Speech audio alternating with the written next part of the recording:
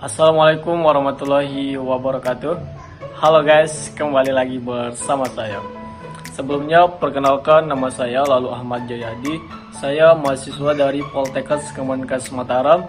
Saya dari jurusan Gizi, Prodi Diploma 3 Gizi, semester 1, tingkat 1, kelas 1B. Nah, tujuan saya dalam pembuatan video ini untuk memenuhi tugas dari mata kuliah Pancasila dari dosen saya, itu atas nama yang terhormat Bapak Zaidi Mutakin, SPD, MPD. Oke, di sini saya akan membahas tentang fungsi dan peran Pancasila di tengah ideologi lainnya di dunia. Baiklah, pertama saya akan membahas tentang pengertian Pancasila dan ideologi. Baiklah, yang pertama yaitu pengertian Pancasila. Pancasila adalah dasar negara Indonesia yang terdiri dari 5 sila dan merupakan landasan konstitusional serta nilai-nilai kebangsaan yang termaktub dalam pembukaan Undang-Undang 1945. Secara etimologis, kata Pancasila berasal dari bahasa Sanskerta, yaitu panca yang berarti 5 dan sila yang berarti asas atau prinsip.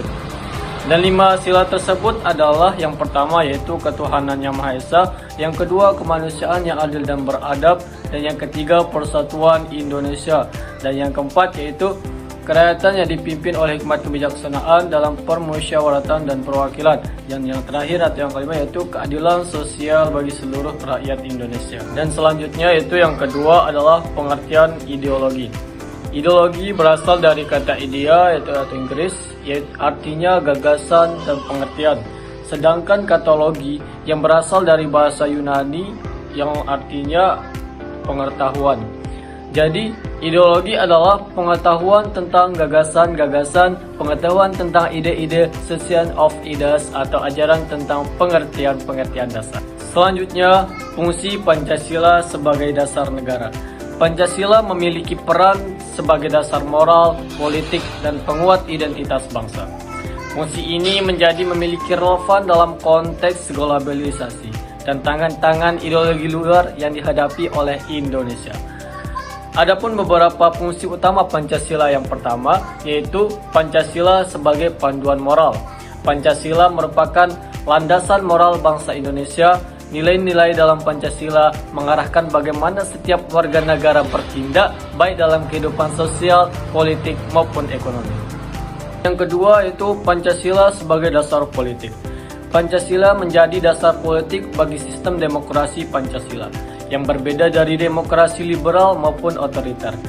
Prinsip-prinsip demokrasi yang ada di dalam Pancasila menekankan musyawarah untuk mufakat yang merupakan cerminan dari budaya kolektivitas masyarakat Indonesia.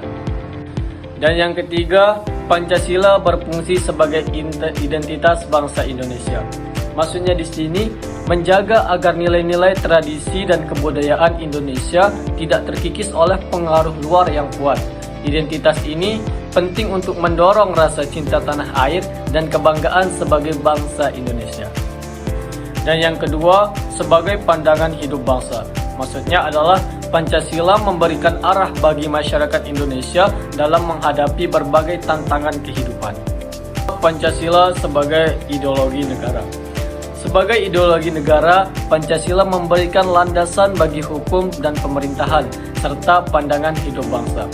Berikut ada beberapa fungsi utama Pancasila sebagai ideologi negara.